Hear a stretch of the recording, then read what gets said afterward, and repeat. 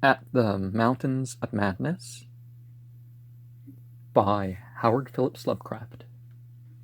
I am forced into speech because men of silence have refused to follow my advice without knowing why. It is altogether against my will that I tell my reasons for opposing this contemplated invasion of the Antarctic with its vast fossil hunt and its wholesale boring and melting of the ancient ice cap, and I am the more reluctant because my warning may be in vain. Doubt of the real facts, as I must reveal them, is inevitable.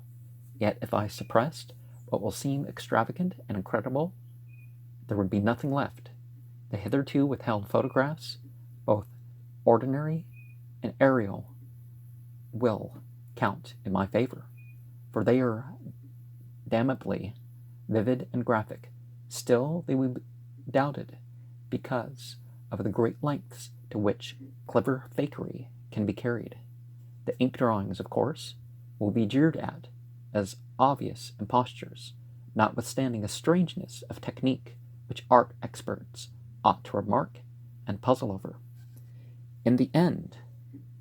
I must rely on the judgment and standing of the few scientific leaders who have, on one hand, sufficient independence of thought to weigh my data on its own hideously convincing merits, or in the light of certain primordial and highly baffling myth cycles, and, on the other hand, sufficient influence to deter the exploring world in general from any rash and over-ambitious program in the region of those mountains of madness. It is an unfortunate fact that relatively obscure men like myself and my associates, connected only with a small university, have a little chance of making an impression where matters of a wildly bizarre or highly controversial nature are concerned. It is further against us that we are not, in the strictest sense, specialists in the fields which came primarily to be concerned. As a geologist, my object in leading the Miskatonic University expedition was wholly that of securing deep-level specimens of rock and soil from various parts of the Antarctic continent, aided by the remarkable drill devised by Professor Frank H. Pabodie of our engineering department.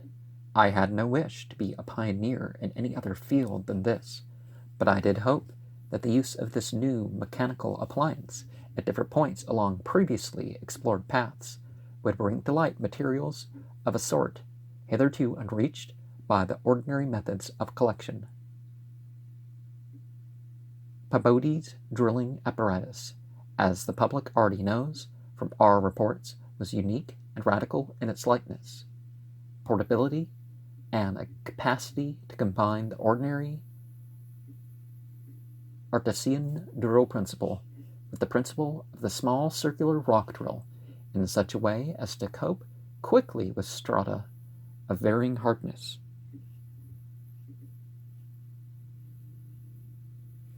Steel head, jointed rods, gasoline motor, collapsible wooden derrick, dynamiting paraphernalia, cording, rubbish removal auger, and sectional piping for bores 5 inches wide and up to 1,000 feet deep, all formed with needed accessories. No greater load than 3 7-dog sledges could carry, this being made possible by the clever aluminum alloy of which most of the metal objects were fashioned. 4 large Dornier aeroplanes, designed especially for the tremendous altitude flying necessary on the Antarctic plateau, and with added fuel warming and quick-starting devices worked out by Pabodie, could transport our entire expedition from a base at the edge of the Great Ice Barrier to various suitable inland points, and from these points a sufficient quota of dogs would serve us. We planned to cover as great an area as one Antarctic season or longer, if absolutely necessary would permit, operating mostly in the mountain ranges and on the plateau south of Ross Sea, regions explored in varying degree by Shackleton, Amundsen, Scott, and Byrd, with frequent changes of camp made by aeroplane, and involving distances great enough to be of geological significance. We expected to unearth quite an unprecedented amount of material, especially in the pre-Cambrian strata, of which so narrow a range of Antarctic specimens had previously been secured. We wished also to obtain as great as possible a variety of the upper fossiliferous rocks, since the primal life history of this bleak realm of ice and death is of the highest importance to our knowledge of the Earth's past, that the Antarctic continent was once temperate and even tropical, with a teeming vegetable and animal life, of which the lichens, marine fauna, arachnida, and penguins of the north edge are the only survivals, is a matter of common information, and we hope to expand that information in variety, accuracy, and detail. When a simple boring revealed fossiliferous signs, we would enlarge the aperture by blasting in order to get specimens of suitable size and conditions. Our borings of varying depth, according to the promise held out by the upper soil or rock, were to be confined to exposed or nearly exposed land surfaces, these inevitably being slopes and ridges, because of the mile or 2 mile thickness of solid ice overlying the lower levels. We could not afford to waste drilling depth on any considerable amount of mere glaciation, though Pabodie had worked out a plan for sinking copper electrodes in thick clusters of borings and melting off limited areas of ice with current from a gasoline-driven dynamo. This is our plan, which we could not put into effect except experimentally on an expedition such as ours, that the coming Starkweather Moore expedition proposes to follow, despite the warnings I have issued since our return from the Antarctic. The public knows of the Miskatonic expedition through our frequent wireless reports to the Arkham Advertiser and Associated Press, and through the latter articles of Pabodie and myself. We consisted of 4 men from the university: Pabodie, Lake of the biology department, Atwood of the physics department, also a meteorologist, and I representing geology, and having nominal commands, besides 16 assistants, 7 graduate students from Miskatonic, and 9 skilled mechanics. Of these 16, 12 were qualified airplane pilots, all but 2 of whom were competent wireless operators. 8 of them understood navigation with compass and sextant, as did Pabodie, Atwood, and I. In addition, of course, our 2 ships, wooden ex-whalers, reinforced for ice conditions and having auxiliary steam, were fully manned. The Nathaniel Derby Pickman Foundation, aided by a few special contributions, financed the expedition. Hence, our preparations were extremely thorough despite the absence of great publicity. The dogs, sledges, machines, camp materials, and unassembled parts of our 5 planes were delivered in Boston. and there our ships were loaded. We were marvelously well equipped for our special purposes, and in all matters pertaining to supplies, regimen, transportation, and camp construction, we profited by the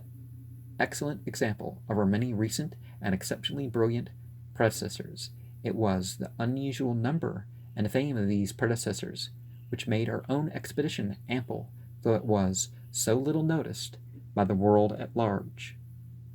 As the newspapers told, we sailed from Boston Harbor on September 2nd, 1930, taking a leisurely course down the coast and through the Panama Canal, and stopping at Samoa and Hobart, Tasmania, at which latter place we took on final supplies. None of our exploring party had ever been in the polar regions before. Hence, we all relied greatly on our ship captains, J.B. Douglas, commanding the brig Arkham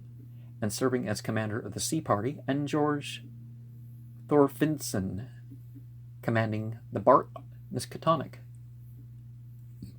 both veteran whalers in Antarctic waters. As we left the inhabited world behind, the sun sank lower and lower in the north, and we stayed longer and longer above the horizon each day. At about 62 degrees south latitude, we sighted our first icebergs, table-like objects with vertical sides, and just before reaching the Antarctic Circle, which we crossed on October 20th, with appropriately quaint ceremonies, we were considerably troubled with field ice. The falling temperature bothered me considerably after a long voyage through the tropics, but I tried to brace up for the worst rigors to come. On many occasions the curious atmospheric effects enchanted me vastly, these including a striking vivid mirage, the first I had ever seen, in which distant bergs became the battlements of unimaginable cosmic castles. Pushing through the ice, which was fortunately neither extensive nor thickly packed, we regained open water at south latitude 67 degrees, east latitude 175 degrees. On the morning of October 26th, a strong land blink appeared on the south, and before noon we all felt a thrill of excitement at beholding a vast, lofty, and snow-clad mountain chain which opened out and covered the whole vista ahead. At last, we had encountered an outpost of the great unknown continent and its cryptic world of frozen death.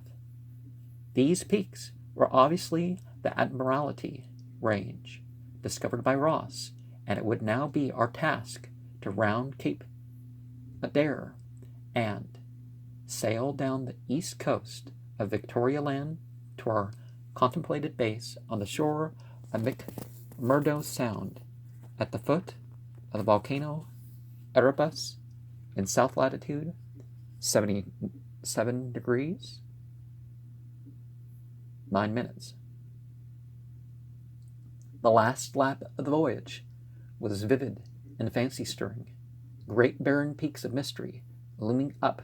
constantly against the west as the low northern sun of noon, or the still lower horizon grazing southern sun of midnight, poured its hazy reddish rays over the white snow, bluish ice and water lanes, and black bits of exposed granite slope. Through the desolate summits swept ranging intermittent gusts of the terrible Antarctic wind, whose cadences sometimes held vague suggestions of a wild and half-sentient musical piping, with notes extending over a wide range, and which, for some subconscious mnemonic reason, seemed to me disquieting and even dimly terrible. Something about the scene reminded me of the strange and disturbing Asian paintings of Nicholas Roerich, and of the still stranger and more disturbing descriptions of the evilly fabled plateau of Leng, which occur in the dreaded Necronomicon of the mad Arab Abdulhazred. I was rather sorry later on that I had ever looked into that monstrous book of the college library. Now, the fake Necronomicons, like referring to it like it's a real book, they certainly left some of these details out, didn't they? On the 7th of November, site of the westward range, having been temporarily lost, we passed Franklin Island, and the next day described the cones of its mountains, Erebus and Terror on Ross Island ahead, with the long line of the Pari Mountains beyond. There now stretched off to the east the low white line of the great ice barrier, raising perpendicularly to a height of 200 feet, like the rocky cliffs of Quebec, and marking the end of southward navigation. In the afternoon we entered McMurdo Sound and stood off the coast in the lee of smoking Mount Erebus. The Scoriac Peak towered up some 12,700 feet against the eastern sky, like a Japanese print of the sacred Fujiyama. Yama means like death, doesn't it? While beyond it rose the white, ghost-like height of Mount Terror, 10,900 feet in altitude, and now extinct as volcano, puffs of smoke from Erebus came intermittently, and one of the graduate assistants, a brilliant young fellow named Danforth,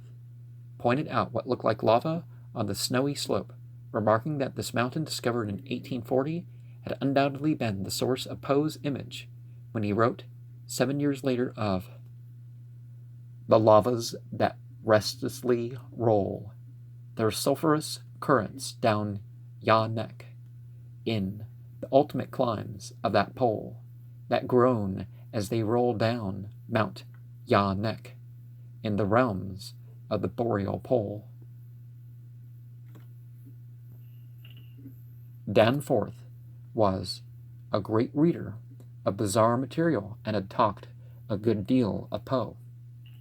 I was interested myself because of the Antarctic scene of Poe's only long story, the disturbing and enigmatical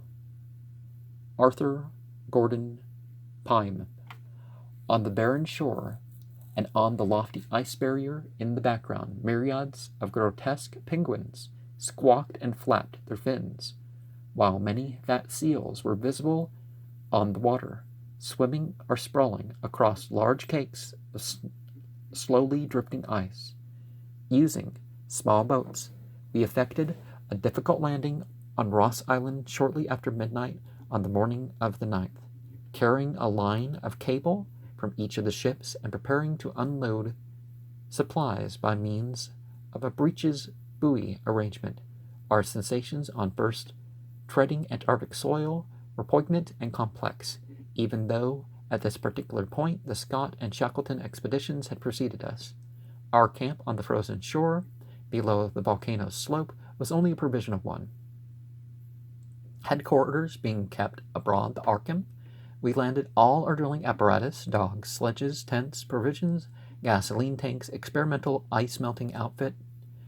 cameras, both ordinary and aerial, aeroplanes, part, and other accessories, including 3 small, portable wireless outfits besides those in the planes, capable of communicating with Arkham's large outfit from any part of the Antarctic continent that we would be likely to visit. The ship's outfit, communicating with the outside world, was to convey mass press reports to the Arkham advertiser's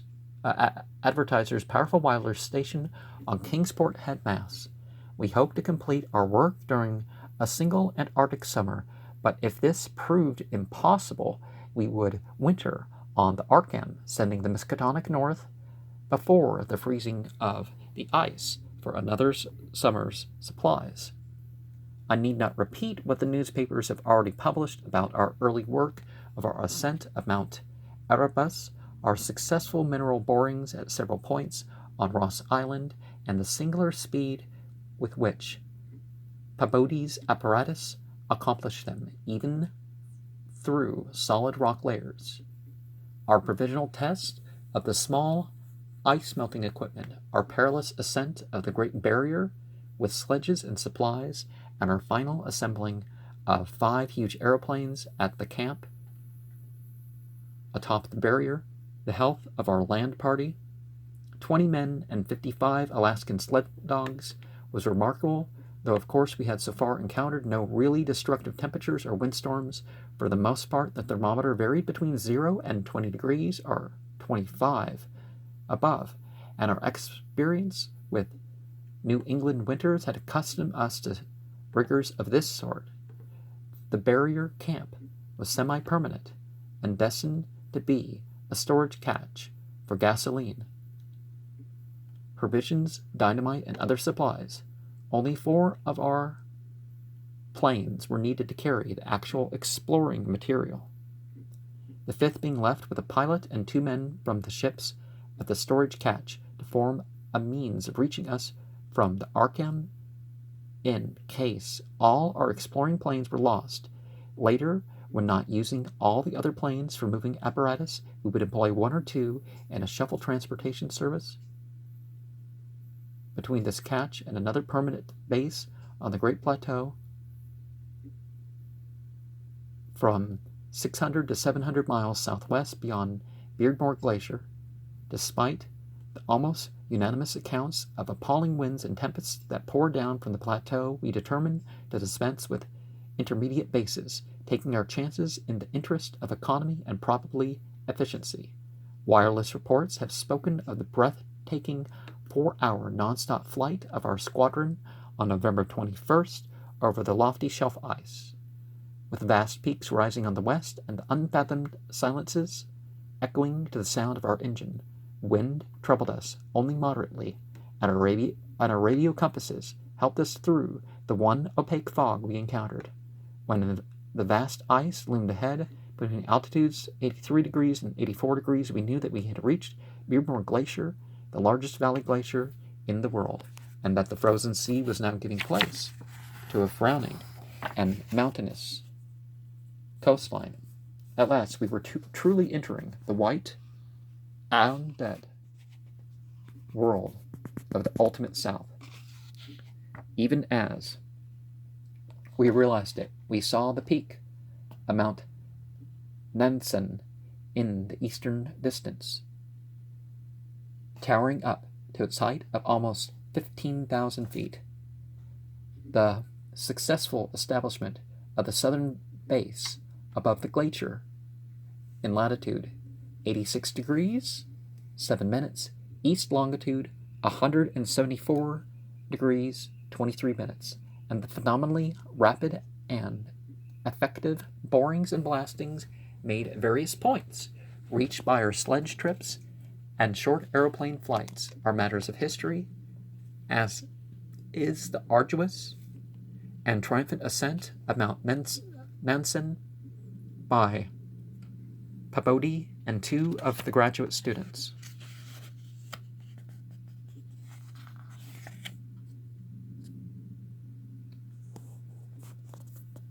Gedney and Carroll on December 13th through 15th.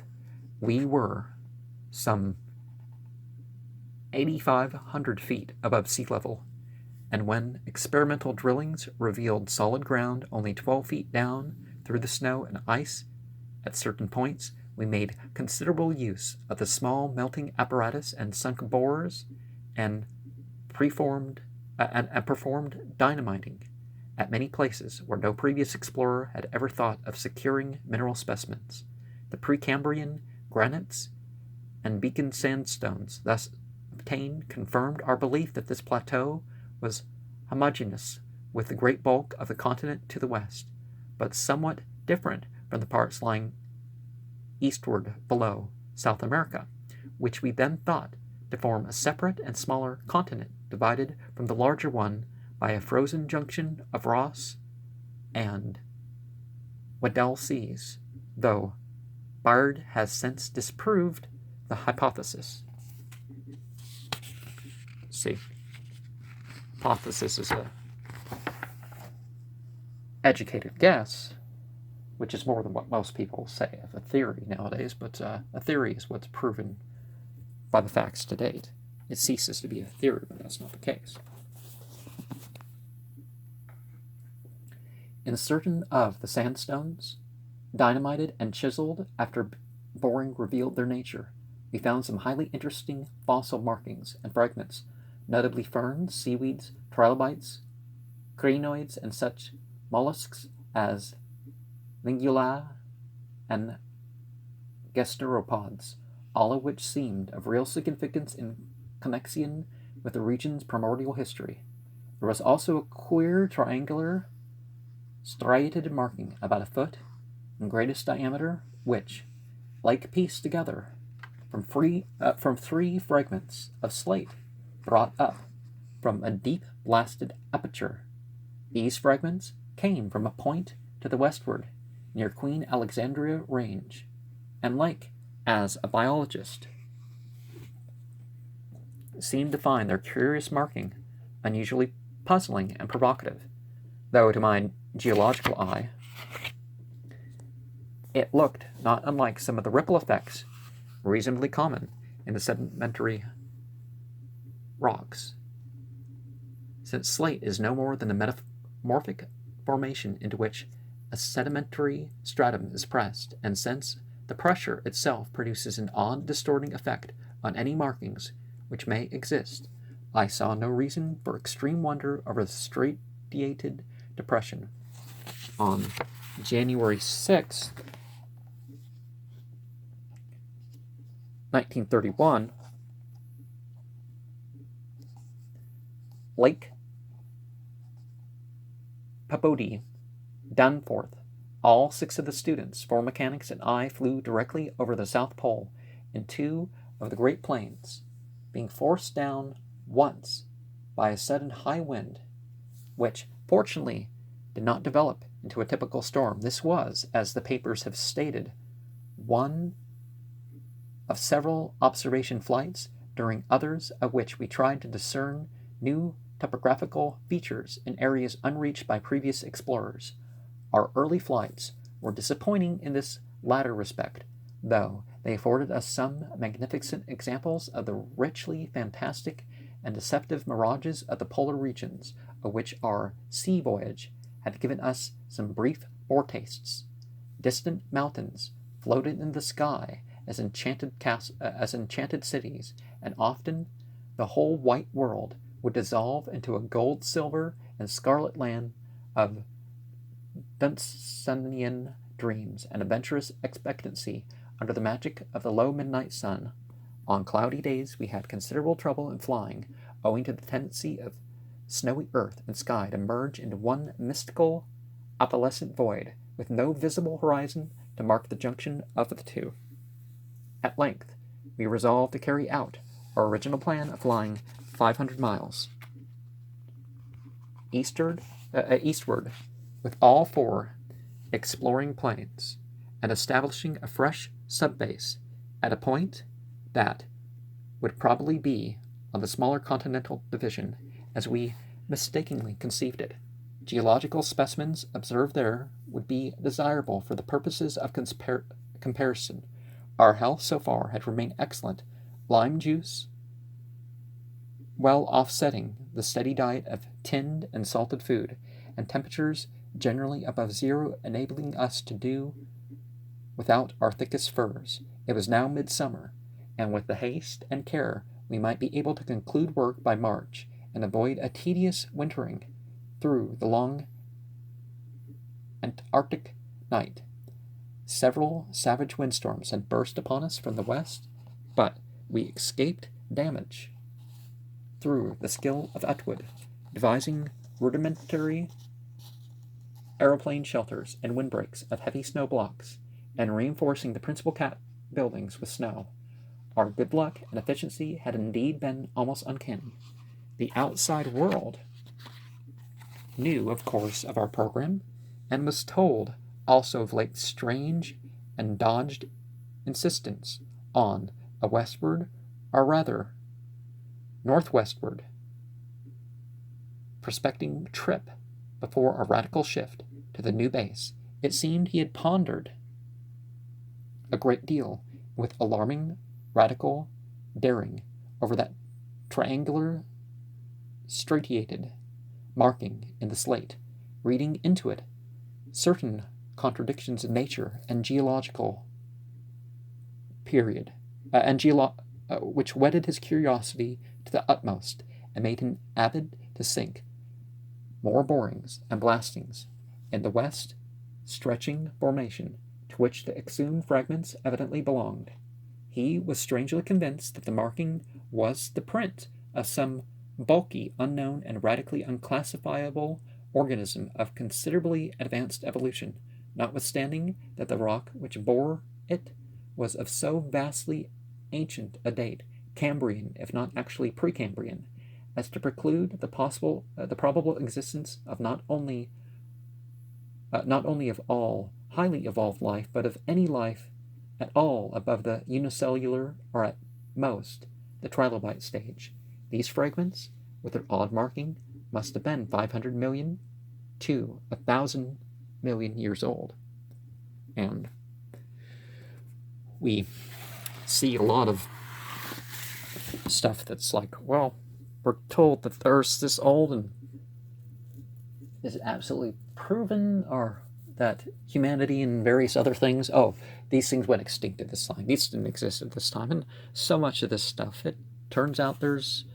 more to the story than we think. Humanity was wider spread in ancient times than we thought. Same thing with other creatures. So who knows what we have left to find as human beings? And, what is that finding going to do to us, right?